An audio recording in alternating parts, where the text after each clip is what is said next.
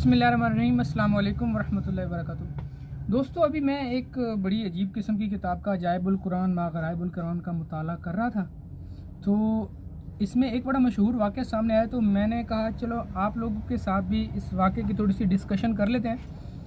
ये वाक़या जो है सूरह अहज़ाब की आयत नंबर 69 में ज़िक्र है।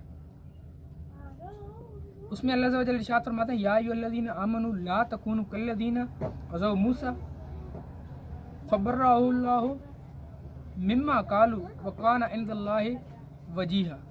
अब ये आयत है, अल्लाह वजल इसमें इरशाद फरमाते हैं, या अय्युहल्लज़ीना, ए वो लोग जो ईमान लाए हो, ला तकूनू कल्लज़ीना, उन लोगों जैसे न होना, अज़ौ मूसा फबर्रअहुल्लाहु, जिन्होंने मूसा अलैहिस्सलाम को सताया, मिम्मा कालू, और जो बात उन्होंने कही, वकान इंदल्लाहि वजीहा, और मूसा तो अल्लाह ताला के यहाँ बड़े वजी थे, इज़्ज़त वाले थे। अच्छा, अब मैं आपको बताता हूँ कि ये सताने वाली क्या बात थी। आप लोग अच्छी तरह से इस बात को जानते हैं कि हज़रत मूसा अलैहिस्सलाम ने इस कौम पर कितनी मेहनत की। मनो सलवा भी इन लोगों के लिए उतरा, और इसके बावजूद भी इन्होंने, जब हज़रत मूसा अलैहिस्सलाम वापस तशरीफ़ लाए कोई दूर पहाड़ पर 40 दिनों के बाद, तो पीछे सामरी ने एक बछड़ा बना के दे दिया सोने का, तो ये लोग उसकी इबादत करने लगे। तो ये वो बारे गिरां था जो हज़रत मूसा अलैहिस्सलाम पर गुजरा। हज़रत मूसा अलैहिस्सलाम इंतहाई पशेमान हुए कि या अल्लाह, तो अल्लाह ताला ने मूसा अलैहिस्सलाम की बर्रियत का ऐलान फरमाया कि मूसा, तुम हमारे यहाँ इज़्ज़त और आबरू वाले हो, तुम्हारा जो काम था इन लोगों तक हक की बात पहुंचाना, वो तुमने कर दिया है। तो इस तरह अल्लाह वजल ने हज़रत मूसा अलैहिस्सलाम को बरी किया है, और वो लोग जो हज़रत मूसा अलैहिस्सलाम को सताने वाले थे, उनके इस तरह से सताने का जिक्र किया गया, जबकि यहाँ वाक़े में कुछ और बात की जा रही है। आइए अब आपको मज़ीद इस वाक़े की कुछ झलकियाँ दिखा।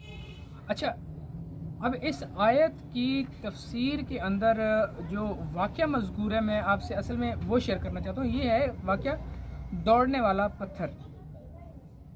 अच्छा, ये दौड़ने वाला पत्थर कैसे था? ये वो पत्थर था कि जिसके बारे में जिक्र है कि ये हज़रत मूसा अलैहिस्सलाम के कपड़े लेके भाग गया था, और हज़रत मूसा अलैहिस्सलाम की जो कौम थी, यानी बनी इसराइल, वो लोग नंगे नहाते थे।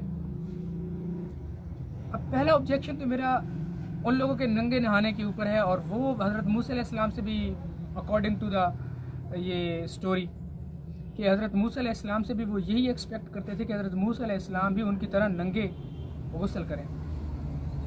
तो उन लोगों के दरमियान ये बात फैल गई कि हज़रत मूसा अलैहिस्सलाम जो हम लोगों के साथ नंगे नहीं नहाते, तो इसका मतलब ये हुआ कि हज़रत मूसा अलैहिस्सलाम के अंदर कोई ऐब है, जिस्मानी कोई ऐब है। तो पहली बात तो ये कि बनी इसराइल वो लोग हैं जो हज़रत इब्राहीम अलैहिस्सलाम के बेटे इस्माईल अलैहिस्सलाम के भाई इसहाक अलैहिस्सलाम, यानी इब्राहीम अलैहिस्सलाम के दो बेटे इस्माईल और इसहाक अलैहिस्सलाम की औलाद में याकूब अलैहिस्सलाम के बेटे यूसुफ अलैहिस्सलाम, सबसे बड़े बेटे यहूदा की औलाद में, यानी यहूदियों के अंदर सबसे ज़्यादा नबी अल्लाह तआला ने भेजे, जिनकी वजह से हज़रत इब्राहीम अलैहिस्सलाम को अबुल अंबिया कहा जाता है। तो जिस कौम में इतने अंबिया आ रहे हैं, वो अभी तक नंगी ना आ रही है, हैरानगी की बात है। और दूसरी बात ये कि हज़रत मूसा अलैहिस्सलाम अल्लाह वजल के रसूल हैं, वो रसूल की होते हुए, रसूल की शरीयत पे अमल करते हुए वो लोग नंगे ना आ रहे हैं, कमाल की बात है। हज़रत मूसा अलैहिस्सलाम नहाने के लिए जाते हैं कि किसी जगह पे जहाँ पे कोई उनको देखने वाला नहीं होता। वो एक पत्थर जो उनके पास हर वक्त रहता था, वो पत्थर एक हाथ लंबा, ये एक हाथ लंबा और एक हाथ चौड़ा चौकोर पत्थर था। ये हज़रत मूसा अलैहिस्सलाम के झोले में रहता था। इस मुबारक पत्थर के ज़रिए हज़रत मूसा अलैहिस्सलाम के दो मौजज़ात का ज़हूर हुआ, जिनका तज़किरा कुरान करीम में है। अब ये उसकी तफसीर में ये वाक़या फिट कैसे करते हैं, ये मैं आपको बताता हूँ। इस पत्थर का अजीब कारनामा जो दर हकीकत हज़रत मूसा अलैहिस्सलाम का मौजज़ा था, वो इस पत्थर की दानिशमंदाना लंबी दौड़ था। अब पत्थर, दानिश कहते हैं अकल को, तो ये अक्लमंदाना दौड़ थी उस पत्थर की, यानी पत्थर अक्ल रखता था, और यही मौजज़ा उस पत्थर के मिलने की तारीख है। इसका मुफस्सल वाक़या ये है कि बनी इसराइल का ये दस्तूर تھا کہ وہ بالکل ننگے ہوکر مجمع عام میں غسل کیا کرتے تھے۔ حضرت موسیٰ علیہ السلام گو کسی قوم کے فرد تھے، لیکن نبوت کی وجہ سے چونکہ حیا والے تھے تو اس لیے وہ اس بغیرتی کو جو ہے اس وجہ سے بیزار تھے۔ اچھا، اب ہوا یوں کہ ایک دفعہ آپ پہاڑوں کے دامن میں چھپے ہوئے ایک چشمے پر تشریف لے گئے اور یہاں دور دراز کسی آدمی کا نام و نشان نہیں تھا۔ آپ نے اپنے کپڑے اسی پتھر پر رکھ کر بالکل برہنہ غسل فرمانے لگے۔ غسل کے بعد جب آپ لباس کے لیے پہننے کے لیے پتھر پر پہنچے تو وہ پتھر آپ کے کپڑے لے کر سر پر دوڑنے لگا۔ اندازہ کریں، پتھر دوڑنے لگا اور حضرت موسیٰ علیہ السلام اس پتھر کے پیچھے پیچھے دوڑنے لگے اور دوڑتے ہوئے کہنے لگے، 100 بھی حجر، اے پتھر میرا کپڑا دے، اے پتھر میرے کپڑے دے۔ مگر یہ پتھر تھا کہ برابر بھاگتا رہا اور شہر کی بڑی سڑکوں سے گزرتا ہوا گلی کوچوں میں پہنچ گیا۔ اب اندازہ کریں، کیا ایک عام انسان بھی اس بات کا تصور کر سکتا ہے کہ اس کے کپڑے کوئی شخص بھی لے کے دوڑ جائے تو وہ اپنے کپڑوں کے لیے ننگا گلی کوچوں اور بازاروں کے اندر وہ شخص دوڑتا رہے اپنے کپڑے لینے کے لیے؟ کوئی بھی باشعور اور باعقل انسان وہ کسی اوٹ میں جائے گا کہ مجھے کوئی لباس دینے والا، مجھے کوئی ڈھکنے والا آئے تو میں اسے کپڑے لوں۔ اب یہ ایک ہاتھ لمبا اور ایک ہاتھ چوڑا پتھر، چکور پتھر، اس کے اوپر موسیٰ علیہ السلام کپڑے رکھ رہے ہیں۔ ہم اس زمانے میں ہیں کہ جس زمانے میں مختصر ترین کپڑے پہنے جاتے ہیں۔ آج کے دور میں بھی ہم اپنے کپڑے جو ہے وہ ایک اتنے مختصر سے پتھر کے اوپر نہیں رکھیں گے جو ایک ہاتھ لمبا اور ایک ہاتھ چوڑا ہو، اس چکور پتھر کے اوپر ہم کپڑے قطعاً نہیں رکھیں گے۔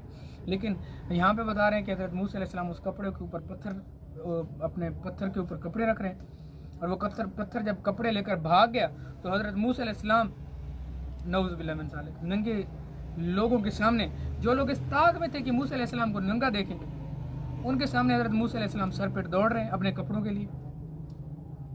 تو میرا خیال ہے کہ یہ کلام اللہ پہ بھی بہتان ہے ایسا واقعہ، اور ایک نبی کی شان میں بھی بھرپور گستاخی ہے۔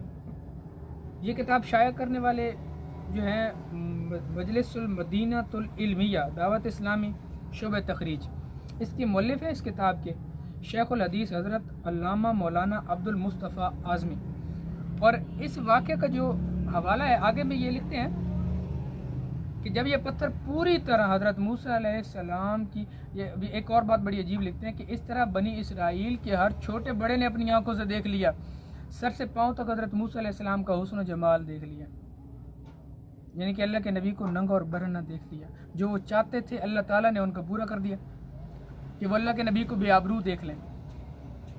جب یہ پتھر پوری طرح حضرت موسیٰ علیہ السلام کی برات کا اعلان کر چکا، اب اعلان برات کون کر رہا ہے؟ وہ پتھر کر رہا ہے۔ کس کی؟ اللہ کے رسول کی، لا الہ الا اللہ موسیٰ کلیم اللہ کی۔ آپ نے جلدی سے، پھر وہ پتھر خود بخود ٹھہر گیا، آپ نے جلدی سے اپنا لباس پہن لیا اور اس پتھر کو اٹھا کر اپنے جھولے میں رکھ لیا۔ بخاری شریف کتاب الانبیاء باب نمبر 30 جلد نمبر 6 صفحہ نمبر 336 میں یہ رقم ہے، اور یہ تفسیر الساوی میں بھی موجود ہے جلد نمبر 5 کے اندر۔ یہ آپ کے سامنے میں حوالہ دے دیتا ہوں تاکہ آپ کو پتہ چلے کہ ان تفاسیر کا جن کا ہم دفاع کر رہے ہیں وہ ہمیں کس طریقے سے عالم بناتے ہیں۔ 8 سال یا 7 سال پڑھنے کے بعد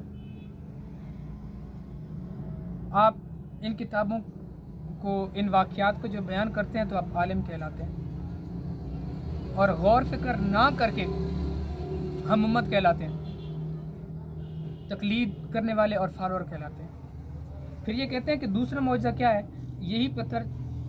یہی وہ پتھر تھا جس پر حضرت موسیٰ علیہ السلام نے عصا مارا اور اس میں سے 12 چشمے نکلے۔ 12 چشموں کا مقام آج بھی موجود ہے اور وہ ایک دوسرے سے کافی فاصلے پر ہیں۔ وہ جو چشمے ہیں، ایک پتھر جس کے اندر سے وہ چشمے نکلے، یہ کہتے ہیں ایک ہاتھ لمبا اور ایک ہاتھ چوڑا تھا۔ چشمہ اتنا مختصر سے نکلتا ہے، ایک ہاتھ لمبے اور ایک ہاتھ چوڑے پہ آپ 12 ٹوٹیاں فٹ نہیں کر سکتے، اور آپ کہتے ہیں اس میں سے 12 چشمے نکل آئے۔ لا حول ولا قوت الا باللہ۔ اللہ عز و جل ہم سب کو عمل کرنے کی توفیق عطا فرمائے اور دین متین کو سمجھنے کی توفیق عطا فرمائے۔ وما علینا الا البلاغ۔ السلام علیکم۔